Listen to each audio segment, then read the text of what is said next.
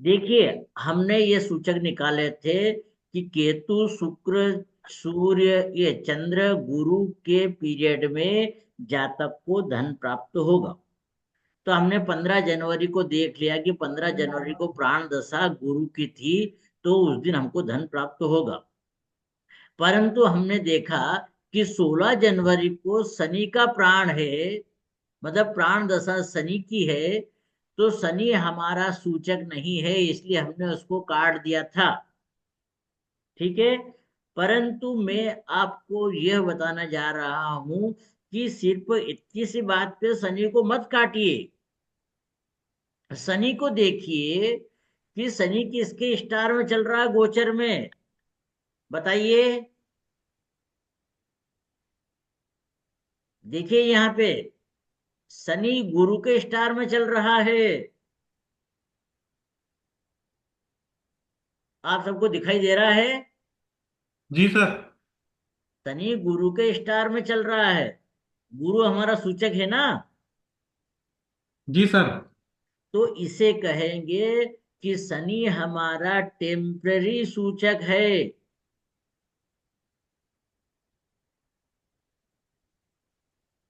आ गई बात समझ में? जी शनि सर। हमारा टेम्परेरी सूचक है।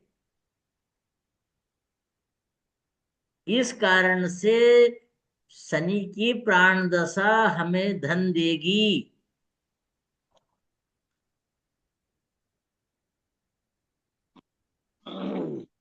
आ गई बात समझ में? आ गई? जी सर। हाँ, आ गई सर। तो हमें यह देखना है कि जो प्राण दशा मना कर रही थी, वह शनि गुरु के स्टार में होने से धन दे रहा है। वह टेम्परेरी सूचक बन गया है। और किसने मना करा था? और किसी ने मंगल मना मंगल नहीं करा, राहु। है ना? मंगल ने और राहु ने। मंगल और राहु ने भी किया था हाँ, सर। मंगल मंगल राहु। राहु। अब मंगल को देखिए, 19। मंगल देखिए, मंगल किसके स्टार में है? मंगल सर शनि के स्टार में। शनि के स्टार में। तो शनि सूचक नहीं है, तो मंगल पैसा वास्तव में नहीं देगा। ठीक है सर। राहु को देखिए, राहु शनि के स्टार में है। शनि हमारा सूचक है क्या? नहीं सर। शनि तो पैसा नहीं देगा सर। राहु भी पैसा नहीं देगा। तो आप सबको बात क्लियर हो गई कि शनि ने हाँ जी क्यों सर। पैसा दिया और मंगल राहु क्यों पैसा नहीं देंगे। इसको कहते हैं टेम्पररी सूचक। मतलब शनि हमें पैसा नहीं दे रहा था, परंतु वह संयोग से सूचक के स्टार में चल रहा था।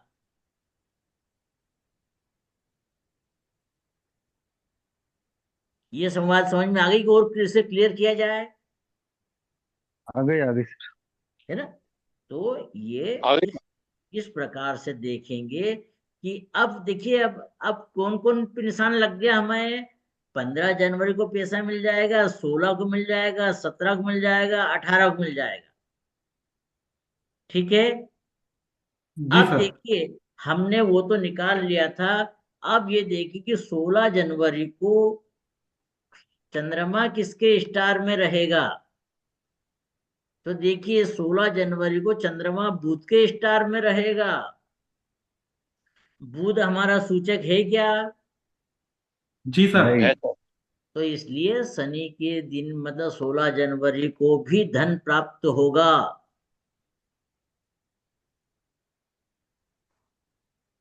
क्लियर है? जी सर। जी सर। जी।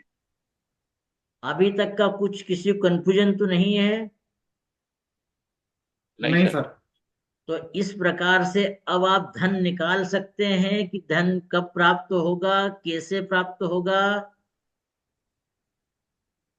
जी। चंद्रमोहन जी कर सकते हैं? बिल्कुल कर सकते हैं सर। है ना? गौतम जी कर सकते हैं? हाँ जी सर, कर सकते। है ना? तो एक ऐसे हम, उदाहरण दिया तो भी चलेगा। हाँ, अब ये से आप अब इसको प्रैक्टिस कल कीजिए, जैसे कल किसी ने प्रैक्टिस करी थी क्या? आज प्रैक्टिस करी सवेरे? इस नहीं की। वाले को अब वैसे किसी और के उस पर प्राप्त कीजिए, या अपने घर के किसी मेंबर के ऊपर को पैसा प्राप्त हुआ तो आप ये उदाहरण लगा के देखिए। सबसे बहुत पहले बढ़िया। उसकी कुंडली में छठे का 6, 2, 10, 11वें भाव के सूचक बनाइए, और देखिए कि क्या वर्तमान में उसे इन्हीं सूचकों की दशा चल रही है क्या। अब उसमें देखिए, यदि 1 लाख 2 लाख रुपए या बड़ा पैसा मिल रहा है तो दशा अंतर प्रत्यंतर सभी को सपोर्टिव होना चाहिए। परंतु माना कि 100 500 रुपए किसी को प्राप्त हुए हैं, तो उसके लिए सूक्ष्म दशा या प्राण दशा को ही देख लेंगे तो काम चल जाएगा। परंतु बड़ी घटना के लिए आपको दशा अंतर प्रत्यंतर सभी को पॉजिटिव होना चाहिए। क्लियर है? जी सर। जी अब सर। देखिए, ये जो दशा हमें मिली थी, दशा हमें प्राप्त हुई थी, इसमें क्या हमें बड़ा धन मिलेगा या छोटा धन मिलेगा? तो ये जो दशा हमको मिली थी केतु, शुक्र, चंद्र और गुरु की, इन सभी को अलग अलग देखिए कि ये बहुत शक्तिशाली है क्या। तो सबसे पहले केतु का स्टार लॉर्ड कौन है? केतु का स्टार लॉर्ड सूर्य है। जी क्या सर। सूर्य क्या सूर्य हमारा सूचक है? है सूर्य सर। है सर। तो केतु स्ट्रांग सूचक बन गया। ठीक है। जी। अब शुक्र को देखिए, शुक्र का स्टार लॉर्ड कौन है? शुक्र का स्टार लॉर्ड राहु है। क्या राहु हमारा धन का सूचक है? नहीं। नहीं है सर। नहीं है, मतलब शुक्र हमारा कमजोर सूचक बन गया है।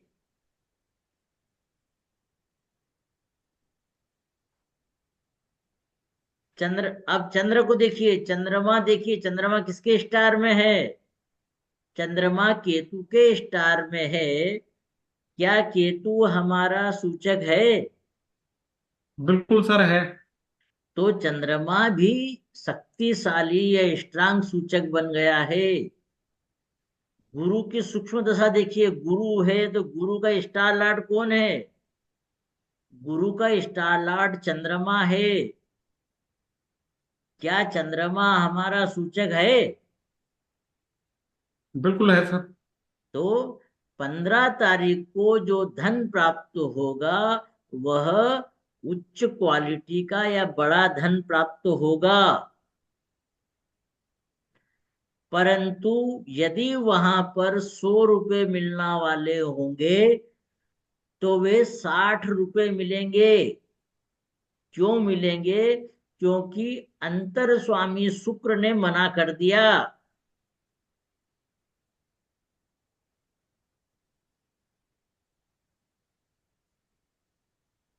ठीक है ना? जी सर। ऐसे हमको देखना है कि शक्तिशाली सूचक कौन है, बीमार सूचक कौन। ये शुक्र यहाँ पे बीमार सूचक है। शुक्र यहाँ पर बीमार सूचक है। तो यहाँ पर जो धन प्राप्त होने वाला था वह कमजोर प्राप्त होगा या उसमें थोड़ी रुकावट हो जाएगी। ठीक बहुत है ना? बढ़िया। तो ऐसा हम बात करेंगे तो जी। केतु, चंद्र, गुरु ये सब शक्तिशाली सूचक है। परंतु शुक्र बीमार सूचक था, इस कारण से उसने काम को थोड़ा रोक दिया। आप देखिए, हमारा मुख्य भाव कौन सा था? छठा भाव। छठा भाव। छठा भाव। तो छठे भाव का, जैसे छठा भाव का सबलाड़ कौन है? राहु है। तो ऐसा सूचक जिसका स्टार लॉर्ड या सबलॉर्ड राहु हो, ऐसा सूचक जिसका स्टार लॉर्ड या सबलॉर्ड राहु हो, वह शक्तिशाली सूचक कहलाएगा। जी साहब। ऐसा नोट कीजिए कि ऐसा सूचक जिसका स्टार लॉर्ड या सबलॉर्ड छठे भाव का सबलॉर्ड हो, वह सबसे सबसे अधिक शक्तिशाली सूचक कहलाएगा।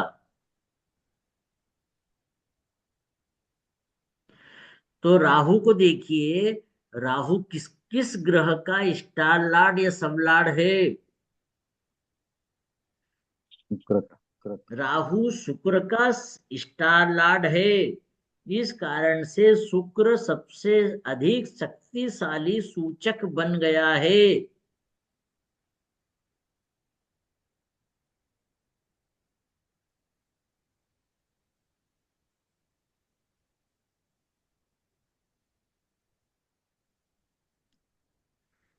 इतना सभी को क्लियर हो गया? जी तो सर। इस प्रकार से हम यह निकालेंगे कि धन कब प्राप्त होगा। ठीक है। कौन धन जी देगा ये भी हमने देख लिया कि कौन धन देगा, सूचक धन देंगे। ठीक है।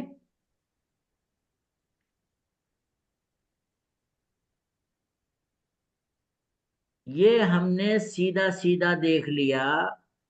यदि हमें इतना नहीं देखना है, तो यह देखना है हमें पत्रिका में मोटे मोटे रूप में कि हमें धन किस फील्ड से प्राप्त होगा। धन किस फील्ड से प्राप्त होगा। तो देखिए, दिए हुए उदाहरण में सबसे पहले हमें दूसरे भाव का सबलॉर्ड देखना चाहिए। दूसरे भाव का सबलॉर्ड देखना चाहिए। दूसरे भाव का सबलॉर्ड शुक्र है इस उदाहरण कुंडली में।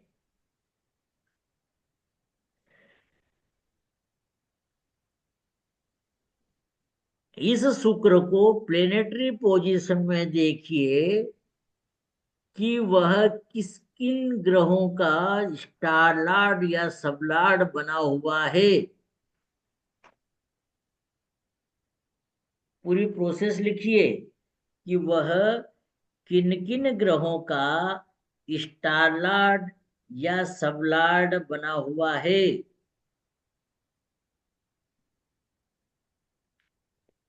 शुक्र सूर्य का स्टार लॉर्ड और चंद्रमा का सबलॉर्ड बना हुआ है।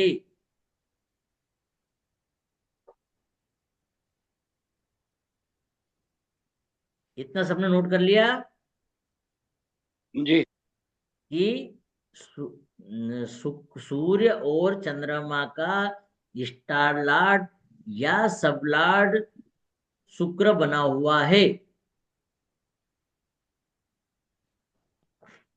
अब ये शुक्र और चंद्रमा को, ये सॉरी, सूर्य और चंद्रमा को देखिए कि यह जन्म कुंडली में किन किन भावों का सबलॉर्ड है। किन किन भावों का सबलॉर्ड है।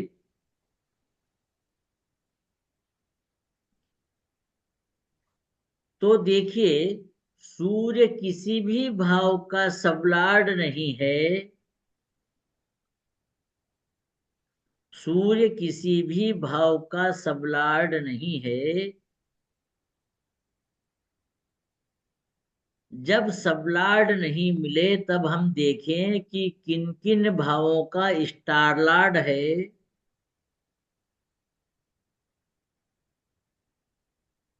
तो देखिए, सूर्य किसी भी भाव का स्टार लॉर्ड भी नहीं है। तब यह देखें कि सूर्य जन्म कुंडली में कहां पर बैठा हुआ है, किस भाव में बैठा हुआ है। सूर्य छठे भाव में बैठा हुआ है। सूर्य छठे भाव में बैठा हुआ है। तो छठे भाव पर निशान लगा लीजिए।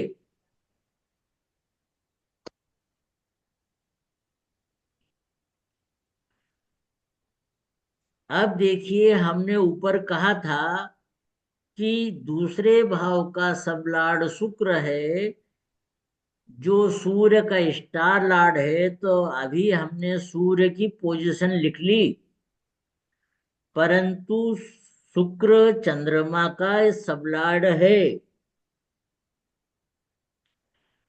तो इस चंद्रमा को देखिए कि वह किन किन भावों का सबलॉर्ड है।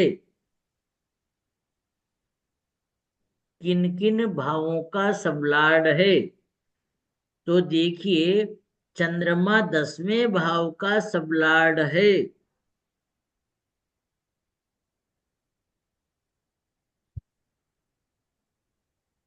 तो हमें दो भाव प्राप्त हुए, छठा और 10वां भाव।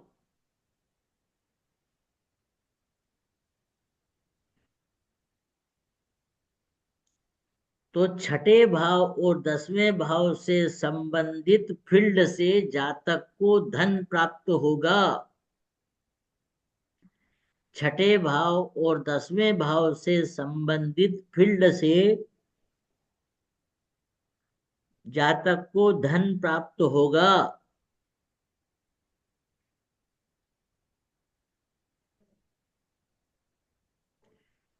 छठे भाव से नौकरी, छठे भाव से ब्यूटिक, छठे भाव से खान पान, छठे भाव से खेल कूद, किराया, अधिक मेहनत के कार्य देखे जाते हैं।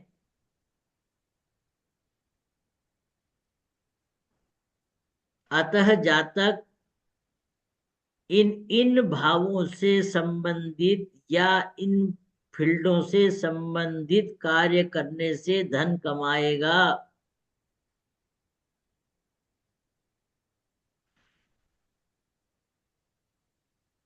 किराया, मेहनत, खेलकूद, ब्यूटिक या सर्विस, इन भावों से जातक धन कमावेगा।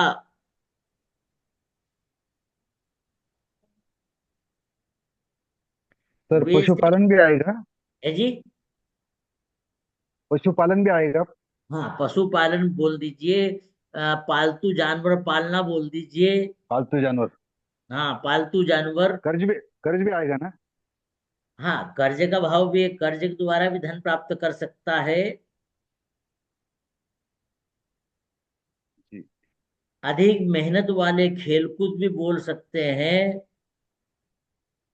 अधिक मेहनत वाले खेलकूद भी कह सकते हैं। अब ऐसे ही 10वें भाव के भी लिख दीजिए। 10वां भाव कर्म करने से या कोई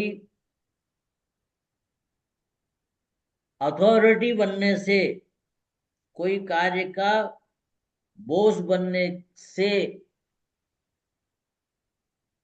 या कोई उच्च स्तरीय कार्य करने से धन कमावेगा।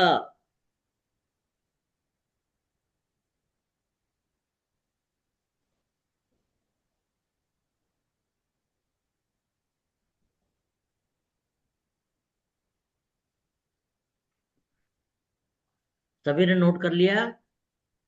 जी सर। जी। जी सर। कुछ कंफ्यूजन तो नहीं है? क्लियर अब है सर। आप, हाँ, अब आप इसको बार बार लिखना, देखना, समझना। उसके बाद ओके, हम सुपर। कल कल फिर से बात करेंगे, है जी। ना? मतलब जी हाँ। आज हमने देखा कि जातक धन कहाँ से प्राप्त करेगा, किस फील्ड से प्राप्त करेगा। तो ये मोटा मोटा हमने निकाल दिया। इसके इससे संबंधित क्षेत्रों में तुम कार्य कीजिए, बराबर धन प्राप्त हो। अब जी हमने ये तो निकाल लिया कि कौन देगा, तो सूचक देगा। कब देगा, तो उनकी दशा में देगा। किस फील्ड से देगा, तो फील्ड हमने निकाल लिया। तो हमारा ये उद्देश्य पूर्ण हो गया कि जातक को धन कब प्राप्त होगा, कौन देगा और कहाँ से मिलेगा। तब। आगे बात क्लियर? जी सर। तो अब आपसे सभी से निवेदन ये है कि कल आप किसी पत्रिका पर प्रैक्टिस करें और स्वयं ही रिजल्ट महसूस करें। स्वयं ही रिजल्ट महसूस करें जी। कि हम जो थ्योरी लिख रहे हैं वह कितनी सही है।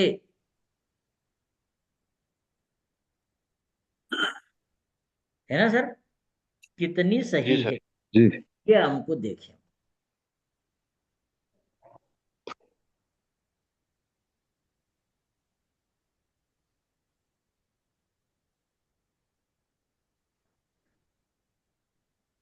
ठीक है, तो आज की सभा समाप्त करें।